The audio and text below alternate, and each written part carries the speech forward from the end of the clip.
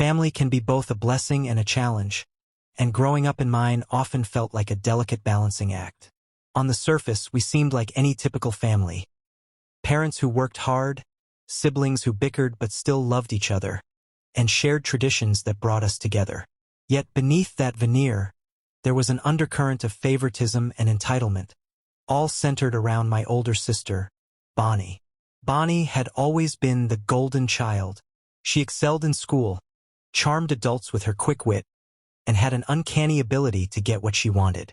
From a young age, she knew how to turn on the charm, especially with our parents, who in turn dote on her endlessly. Bonnie deserves it, Mom would say whenever I questioned why she always got the bigger piece of cake, the newer clothes, or the better birthday presents. She's older, Dad would add. You'll understand when you're her age. As I grew older, I began to see that Bonnie's charm wasn't just a gift. It was a weapon. She knew how to manipulate situations to her advantage, often at the expense of others. If something went wrong, Bonnie always found a way to shift the blame. If there was praise to be had, she was first in line to claim it, even if the effort hadn't been hers. By the time we were adults, Bonnie's entitlement had become second nature. She monopolized family gatherings, demanded constant attention, and expected everyone to cater to her every need. It wasn't just frustrating, it was exhausting. I, on the other hand, learned to fade into the background. If Bonnie was the sun, I was the moon, quiet, steady, and content to shine in her shadow. But despite my efforts to stay out of her way, her actions often dragged me into the chaos. The turning point came when I landed my first stable job after college. For the first time, I had financial independence and the ability to treat my family to things I had always dreamed of giving them. While Bonnie spent lavishly on herself, I focused on saving and planning for moments that would bring us all together. That's when the idea for the family vacation came about. I wanted to do something special for our parents, a way to thank them for their sacrifices and create memories we could all cherish. It wasn't going to be an extravagant trip, just a week-long getaway to a picturesque cabin by the lake. But it felt like the perfect escape from the daily grind. I spent months planning every detail, from the accommodations to the activities. This trip would be my way of giving back to the people who had shaped me, flaws and all. As much as I was excited about the trip, I knew one thing for certain. Bonnie would find a way to complicate it. The question was whether to include her or not. On one hand, she was family and excluding her felt wrong. But on the other hand, her tendency to dominate every situation made me hesitate. Would her presence turn this carefully planned trip into another Bonnie-centric drama? Ultimately, I decided to invite her. Despite our differences, I hoped this trip could be a chance to mend fences and create positive memories, even with Bonnie. When I called her to share the news, her initial reaction was surprisingly warm. "That sounds amazing," she said, her excitement catching me off guard. "A whole week by the lake? Count me in." Her enthusiasm gave me a flicker of hope. Maybe this time things would be different. Over the next few weeks, I finalized the details, booking activities like a guided hike, a boat rental, and a family dinner at a nearby lodge. I even created a shared itinerary to keep everyone on the same page. When the day came to surprise our parents, their reactions made all the effort worth it. "A vacation?" Mom said, her eyes lighting up. "You planned this all by yourself?" "I thought it would be a nice way to spend time together," I said with a smile. Dad clapped me on the shoulder. "You've outdone yourself, kid." Even Bonnie seemed genuinely appreciative, chiming in with ideas for things we could do during the trip. For a moment, I allowed myself to believe that this could work, that we could have a drama-free week as a family. But my optimism didn't last long. Just a few days before the trip, I got a call from Bonnie. Her tone was casual, but there was an edge to it that immediately put me on guard. "So, I was thinking," she began, "why don't we bring a few more people along?" "Who are you talking about?" I asked, already dreading her answer. "Oh, just a couple of my friends," she said breezily. "You've already booked the cabin, right? There's plenty of space." My stomach dropped. "Bonnie, this is a family trip. It's supposed to be for us." "Yeah, but the more, the merrier," she insisted. "Besides, they'd help cover the cost." I'm not asking anyone to pitch in, I said firmly. This trip is my gift to the family, and I don't want to add extra people into the mix. Her tone shifted, a hint of annoyance creeping in. Why are you being so difficult? They barely take up any space, and honestly, it's not fair for you to make all the decisions when it's a family trip. I clenched my jaw, trying to stay calm. I've planned this trip for Mom, Dad, you, and me. That's it. If you want to bring friends, you'll need to plan your own trip. Bonnie huffed, clearly displeased. Fine, but you're being really selfish about this. The call ended on a sour note, and I couldn't shake the feeling that this was just the beginning of Bonnie's interference. As the trip drew closer, the uneasy truce I had managed to maintain with Bonnie began to unravel. Her call about inviting friends was just the tip of the iceberg. It became clear that she wasn't content with simply joining the vacation. She wanted to take control of it. A few days before we were set to leave, Bonnie called again. This time, her tone was less casual and more authoritative. I've been looking into the area, she began, as though she were the one who had planned the trip. I think we should change some of the activities you scheduled. I sighed, already feeling the tension building. Bonnie, everything's already booked. The itinerary is set. Well, I don't think hiking is really Mom's thing, she said dismissively. And that boat rental? A little unnecessary, don't you think? It's not about whether it's your thing or not, I said, trying to keep my voice calm. This trip is about spending time together and giving Mom and Dad a break. Everything has been planned with them in mind. She let out an exaggerated sigh. I just think you're overcomplicating it. We should focus on relaxing, not cramming in a bunch of activities. I could feel my patience wearing thin. Bonnie, I've spent months planning this. If you don't like the itinerary, you're free to sit out on the activities. That didn't go over well. You're so controlling, she snapped. Why does everything have to be your way? It's my gift to the family, I said firmly. If you can't appreciate that, maybe you shouldn't come. The conversation left a sour taste in my mouth, but I was determined not to let it ruin the trip. Unfortunately, Bonnie had other plans. The day before we were set to leave, I received an email notification. One of the reservations I had made, a guided boat tour, had been canceled. Confused, I called the company to find out what had happened. Oh, someone named Bonnie called earlier, the representative said. She told us to cancel the reservation because the group wouldn't be able to make it. I felt a surge of anger. Bonnie had gone behind my back and canceled part of the trip I had painstakingly planned. I immediately called her. What the hell, Bonnie? I said as soon as she picked up. Excuse me, she said, feigning innocence. You canceled the boat tour, I said through gritted teeth. Why would you do that? I was trying to help, she said defensively. You're so stressed about all these plans, and I figured one less thing would make it easier. That wasn't your decision to make. I snapped. This isn't your trip to rearrange. She scoffed. Maybe if you weren't so uptight, this wouldn't be such a big deal. Bonnie, if you can't respect the effort I've put into this trip, maybe you shouldn't come. So now you're kicking me out, she said, her tone dripping with sarcasm. No, I said firmly. I'm giving you a choice. Either you come on this trip and respect the plans I've made, or you don't come at all. The call ended in a stalemate, and I spent the rest of the evening stewing over her actions. When the day of the trip arrived, Bonnie showed up at the meeting point, but her attitude was unmistakable. She barely spoke to me and made it clear through her passive-aggressive comments that she wasn't happy. Her mood that morning was as stormy as the weather forecast predicted for the week. She arrived with a sour expression, arms crossed, and a voice dripping with passive aggression. Are we really leaving this early? She muttered as I loaded the car. You didn't even give me a chance to grab a coffee.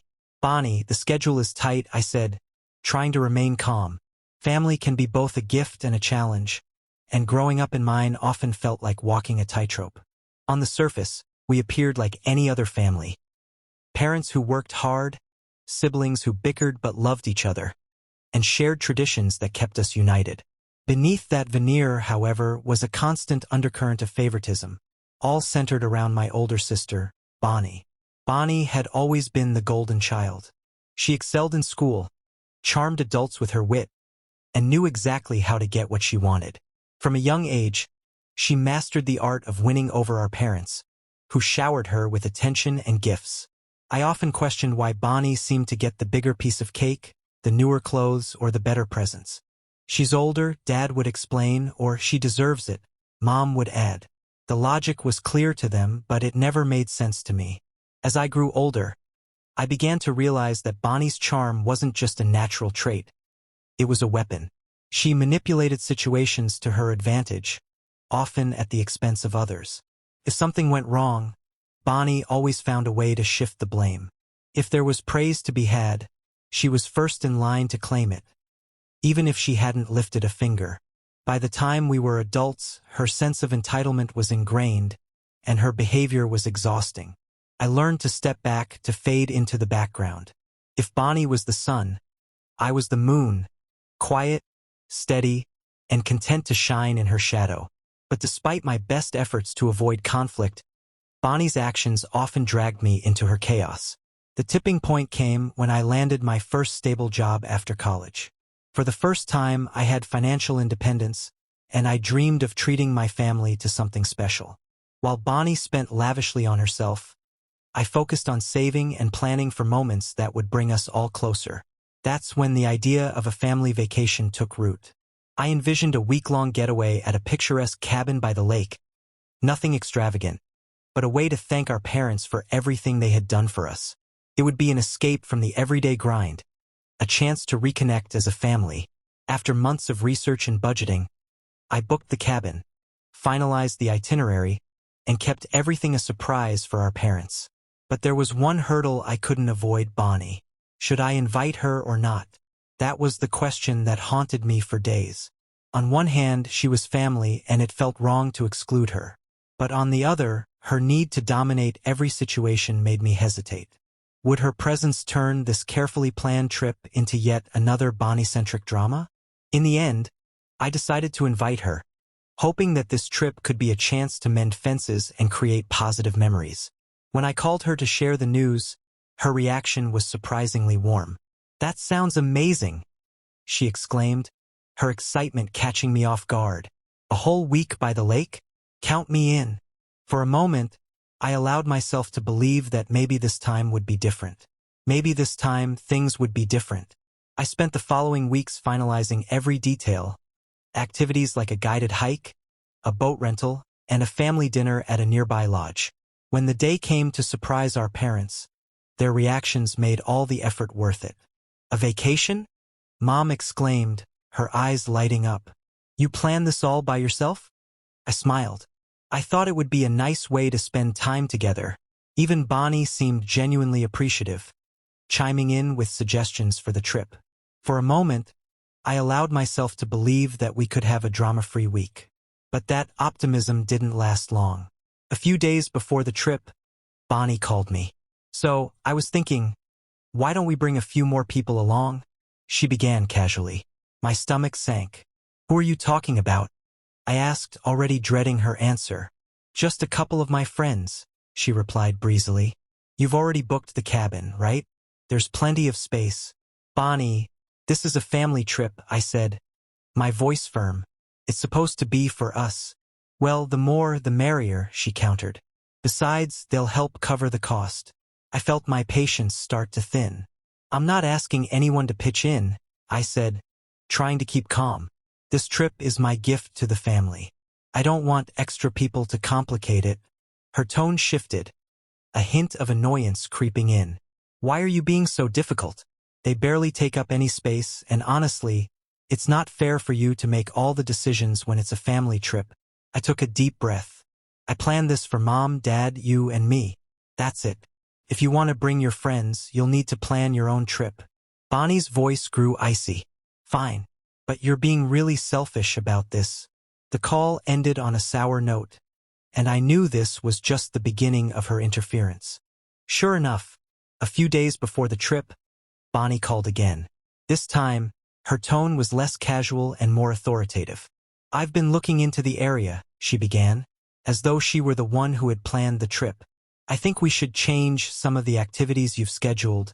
I felt my frustration rising. "Bonnie, Everything is already booked. The itinerary is set. Well, she replied dismissively, I don't think hiking is really Mom's thing, and the boat rental seems unnecessary. Don't you think? It's not about whether it's your thing, I said, my patience wearing thin. This trip is about spending time together, and everything was planned with Mom and Dad in mind. She let out an exaggerated sigh. I just think you're overcomplicating it. We should focus on relaxing, not cramming in a bunch of activities. I struggled to stay calm. I've spent months planning this. If you don't like the itinerary, you're free to sit out on the activities. You're so controlling, she snapped. Why does everything have to be your way? I stood firm. It's my gift to the family. If you can't appreciate that, maybe you shouldn't come. The conversation ended in silence, and I spent the evening stewing over her actions. When the day of the trip arrived, Bonnie showed up, her mood unmistakably sour. She barely spoke to me and made it clear through passive-aggressive comments that she wasn't happy. But despite her negativity, I was determined to salvage the trip. As we set out on the drive, the atmosphere was tense. While our parents chatted happily in the back seat, Bonnie alternated between scrolling on her phone and throwing jabs at the itinerary. I saw a spa near the cabin, she remarked. Maybe we should scrap the hike and do something more relaxing instead. Before I could respond, Mom chimed in, Oh, I love the idea of a hike. It's been ages since we've done something like that as a family. Bonnie didn't reply but shot me a glare that spoke volumes. When we finally arrived at the cabin, the tension was palpable. The place was perfect, spacious, cozy, and surrounded by stunning views of the lake and the forest. Our parents were thrilled, but Bonnie was unimpressed. This is it, she asked, wrinkling her nose. I thought it would be bigger. I gritted my teeth, forcing a smile. It's exactly what I booked. As the evening wore on, Bonnie's complaints grew more frequent. She criticized everything from the sleeping arrangements to the menu. Do we really have to eat dinner at the lodge tomorrow? She asked. It's so much easier to just order takeout. Bonnie, I said, my patience running thin. This trip isn't about convenience. It's about spending quality time together. She scoffed. Quality time? You mean forcing everyone to follow your rigid schedule? Later that night, I overheard Bonnie talking to Mom in the kitchen. I just think the trip would be more fun if we loosened things up, she said. Michael's trying too hard to control everything. Mom's response surprised me. Bonnie, he put so much effort into planning this for us, she said gently. Can't you just appreciate that and let him lead? I didn't hear Bonnie's reply, but Mom's defense of me was enough to lift my spirits. The next morning, Bonnie's behavior escalated further. At breakfast, she announced that she had found a spa nearby and planned to spend the day there instead of joining us for the hike. That's not the point of this trip, I said, frustration bubbling to the surface. Well, excuse me for wanting to enjoy myself, she retorted. Before I could respond, Dad spoke up. Bonnie, enough, he said, his voice firm. This trip is about the family. If you're not willing to participate, maybe you should have stayed home. For the first time in years, Bonnie was left speechless. With Bonnie finally addressed, the mood shifted. While she sulked at the spa, the rest of us set off on our planned hike. The air was crisp, the trail winding through a dense forest, sunlight filtering through the leaves in golden rays. Mom was in high spirits, chatting about the trees and reminiscing about family outings. Dad, usually reserved, let his guard down, laughing and sharing stories from his own childhood. This is exactly what I needed, Mom said, pausing to take in the view from a scenic overlook. The lake stretched out below us, glittering in the sunlight. Hearing her say that made every stressful moment of planning worth it. As the days passed, something remarkable happened. Without Bonnie's presence, the dynamic between the three of us was lighter and more relaxed. Conversations flowed easily, unburdened by the tension Bonnie usually brought.